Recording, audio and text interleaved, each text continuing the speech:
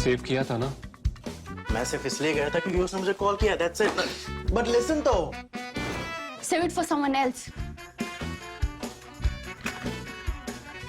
जिंदगी में सेव करना जरूरी है, मगर जब बात पैसों की हो, सिर्फ सेविंग से काम नहीं चलेगा। इक्विटी म्यूचुअल फंड्स में इन्वेस्ट कीजिए और अपने सेविंग्स को आगे बढ़ने का मौका दीजिए। Mutual fund investments are subject to market risks. Read all scheme-related documents carefully.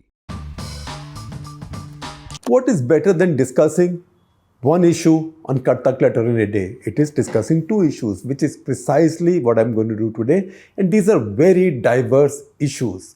Very diverse, also ranging from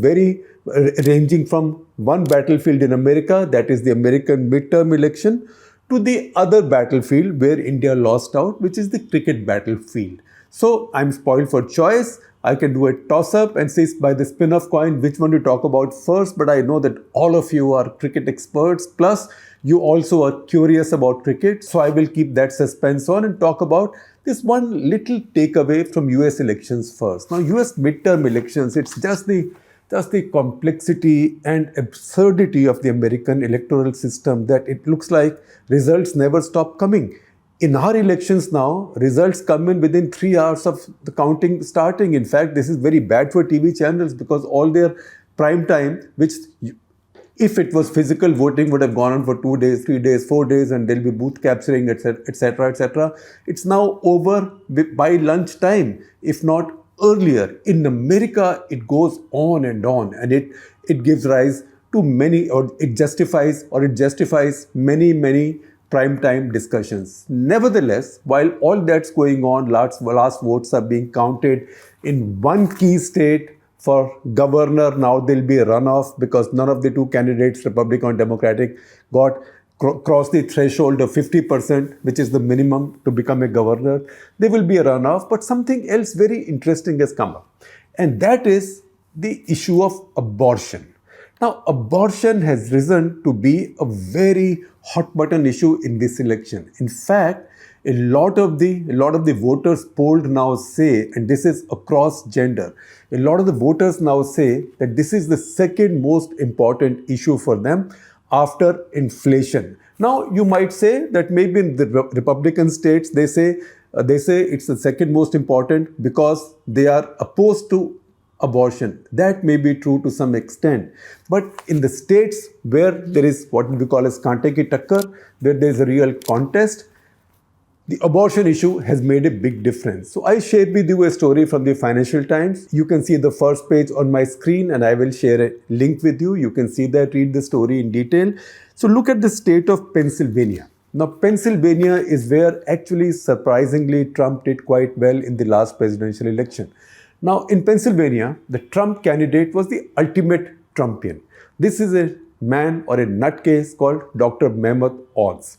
Dr. Mehmet Oz is a Turkish-born doctor. He was a real doctor, carries dual nationality, American and Turkish, although he said that if elected, he will give up his Turkish citizenship. He was a television doctor, had a show on television called Second Opinion, on which many prominent people appeared at various points of time. He was in some ways almost like a COVID denier, not fully a COVID denier, not as much as he's a climate change denier, but on COVID, he's the one who proposed hydroxychloroquine HCQ as a solution, which immediately Trump bought into. He's also somebody who opposed the development of vaccines, etc., etc. So just a man after Trump's heart.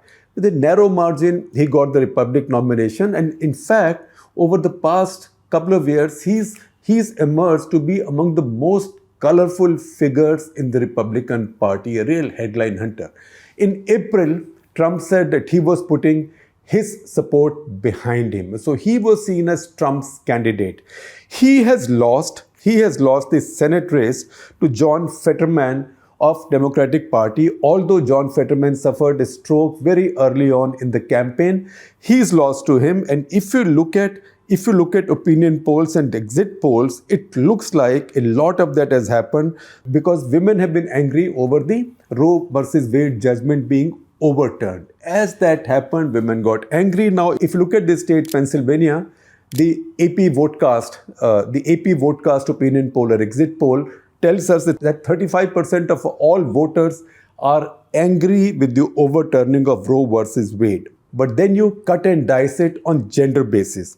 So if you look at women, 53% women voted for Fetterman, the Democrat. Only 43% voted for the Republican. That made the difference. That's how Mehmet Oz, despite his celebrity, lost. And that's why Fetterman, despite his having suffered from a stroke, in the campaign won. So 53% women voted for Fetterman, Democrat, 43% for Oz, Republican. Then you look at women who have had college education or who are going to college. There, the equation changes even more dramatically. Among them, 60%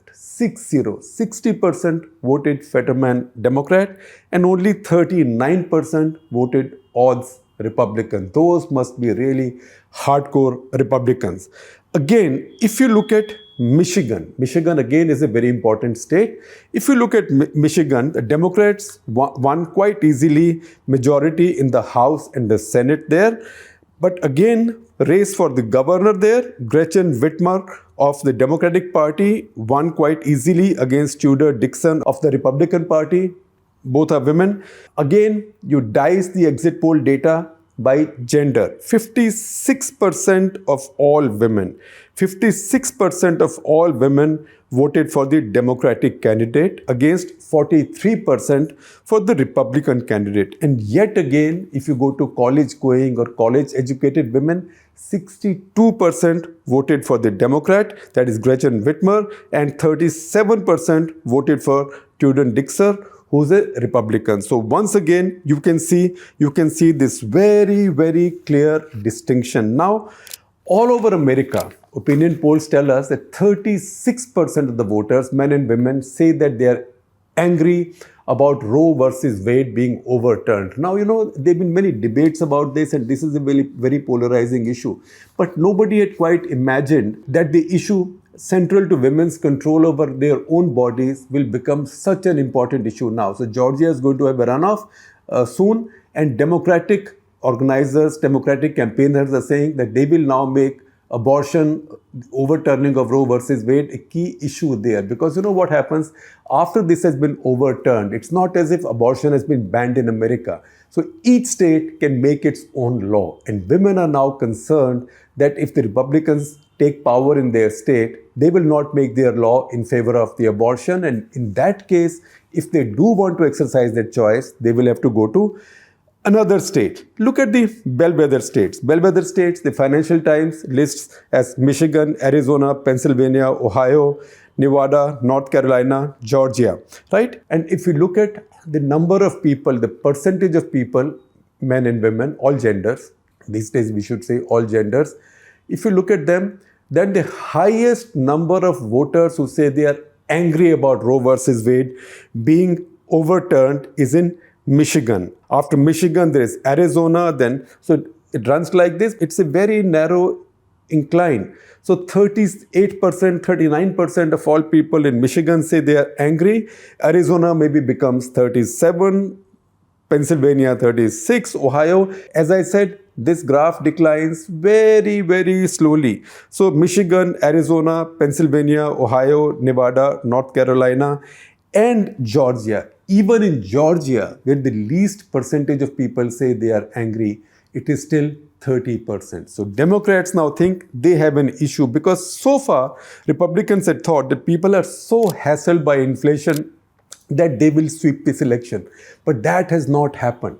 In fact, the overall result of this election is a shot in the arm for Joe Biden. He's making triumphant speeches. He's been able to stop the red wave, or what was seen as the red wave, which his Democratic predecessors had not been able to stop. Usually the American president and his party suffer in the midterm. So this time that has not happened. Biden has been able to stop the red wave, and it's quite possible, and in fact quite likely, that abortion has been a very major factor in bringing about this result, or in making this election end up in a way that was not predicted. Because what was predicted, feared by the Democrats, anticipated by the Republicans, was a rout of the Democratic Party, mainly because of inflation, which in America is running at almost 8% now. Now, having said that, let me come to cricket because I promised you I'll tell you something about cricket. Now, you've seen a lot on cricket. Every TV channel has been talking about it.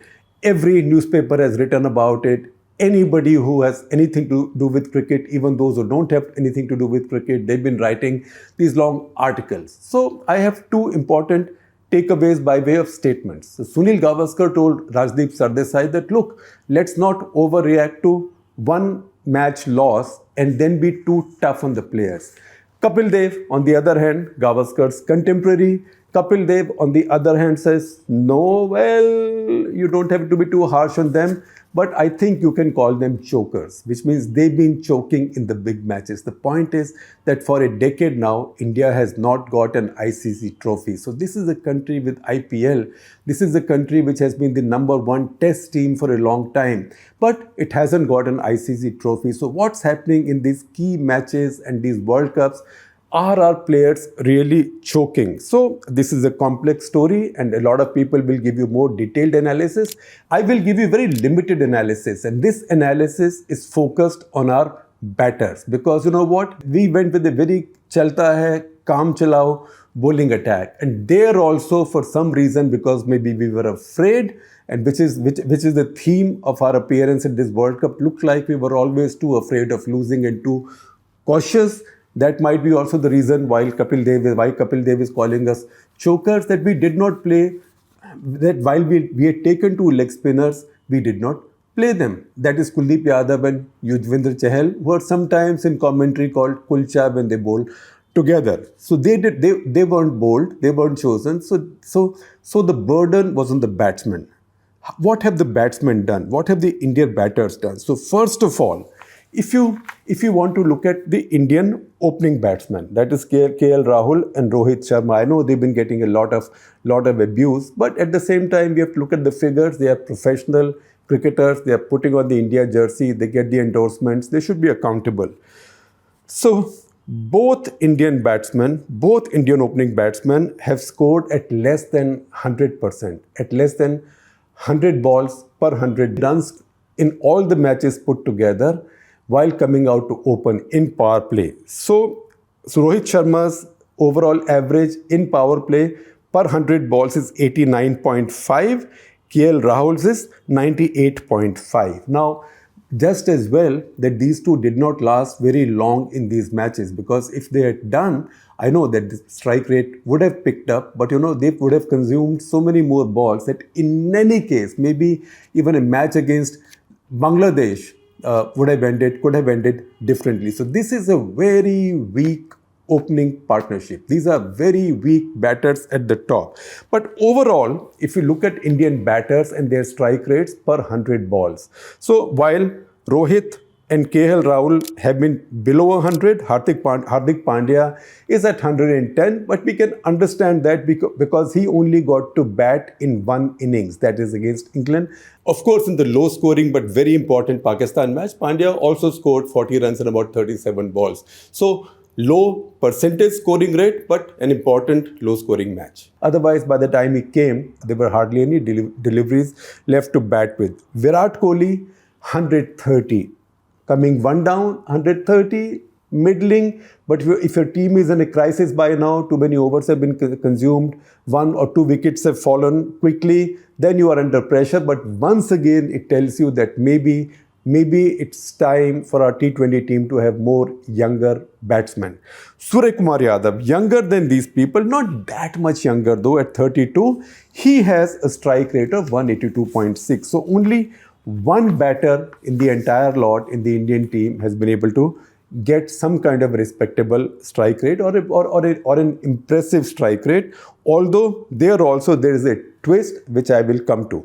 Now, if you look at India's performance, Indian batters' performance against strong teams. So which are the strong teams? Strong teams include Pakistan, South Africa, England. These are the teams that we played. We are not counting Australia and New Zealand because we didn't play them. So strong teams, Pakistan, South Africa, England, and weak ones are Zimbabwe, Bangladesh, and the Netherlands in our group. So against weak teams, Rohit Sharma's strike rate is 92.1, even against weak teams. Against strong teams, 87. A bit less, but again, even against the weak teams, you can see that he's out of sorts. KL Rahul against the weak teams reasonably good, 125.7, let's say 126. Let's round them off to the point closest to the decimal. So 126 against strong teams, 71. 71 opening in a T20 match in power play is a disaster. Virat Kohli, very interesting. Virat Kohli is 130 both against weak teams and strong teams because apparently he's coming in when a wicket has fallen quite quickly. The other one is not batting very well, or maybe the other wicket also falls. So he's batted consistently, batting at number 3, 130 is better than 71 or 87 or 92, etc. But it is not something that you would expect from a number 3 batsman in a T20 game at the World Cup. You expect much better. Surya Kumar Yadav, again, much stronger against weak teams. I told you there'll be a twist there. So against weak teams, he's 211. Against strong teams, but again, he's 153. So by far the highest for an Indian batsman. And remember, by the time he's coming in to bat against a strong team, your team's already in trouble. There are too few balls left and he has to quickly get what he can while wickets might be falling at the other end. Then if you look at Indian batsmen compared to others, compared to all the other teams, and here in this list, we are taking all the 12 teams that played the World Cup and adding 2 more for effect, that is Namibia and UAE. If you look at all of these, then look at this chart. Look at this chart. India is 5th from the bottom, and when you count the 4 before India, that is UAE, that is Namibia, UAE, Zimbabwe, and in the middle Pakistan. So Pakistan obviously is a case where Pakistani opening batsmen did not work out, but Pakistan's bowling attack made up for they are not coming to the party, and this is mainly Babar Azam's failure. So if you want to see how many runs scored as an average of balls faced. So the openers of 7 countries out of 14 scored less runs than the balls that faced. That is Namibia, UAE, Pakistan, Zimbabwe, India, Netherlands, Afghanistan. Then South Africa goes a little bit up and then they start going up. Bangladesh, in fact, Bangladesh openers have done the best of all. They have the best strike rate for the 2 opening batsmen, and England are exactly there, right? So once again, you can see who's winning, who's losing. This data is telling us all of that. Now look at our final 2 charts. This is runs scored by opening stands. Opening stands is different from runs scored by both opening batters, because opening stand means if your first wicket falls at 4, then opening stand is only 4, right? So the second opening batsman may go on to score a century. That's why the difference between the aggregate of opening batters and the number of runs when the first wicket falls, or the average strike rate when the first wicket falls, because in T20 strike rate is what matters. So New Zealand, the best. They did not make it to the final, the best, 9.26. So they 9.26 per over. So they batted brilliantly at the top. England number 2. In fact, almost exactly there, 9.25, just a 0.01%. So it just means nothing, maybe 1 run over the entire tournament. So the same level as England. South Africa, 8.83. Bangladesh, we told you their openers did well, 8.86. Ireland, 7.87.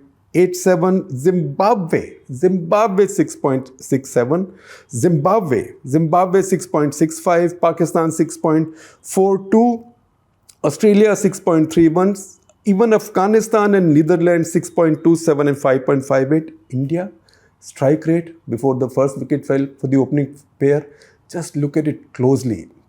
Just look at it closely and cry.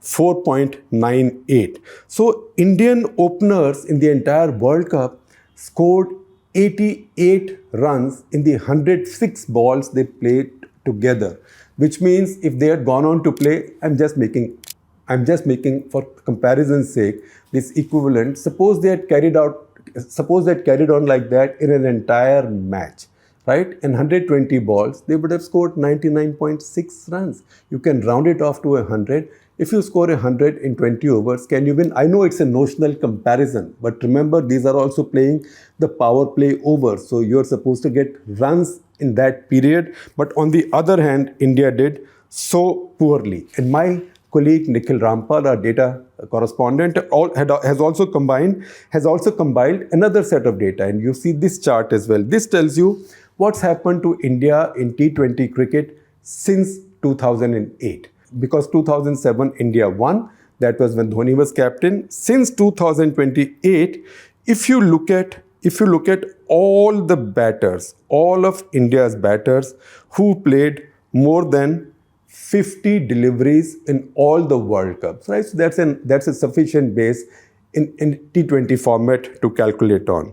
Their strike rate has been as follows: 2008 116%, 2009 121, 2010 107, 2012 111, 2014 108, 2016 107, 2021 121, and 2022, the year that's now continuing, 122. So that tells you that takes you to the nub of the problem. The biggest problem over this period has been India's batting at the top and India's too timid batting. Now, did you ever think you will be saying that? But you know what? Figures may lie elsewhere, but in the game of cricket, figures don't tell you a lie, particularly if these are figures over almost a 15-year period. So you know what?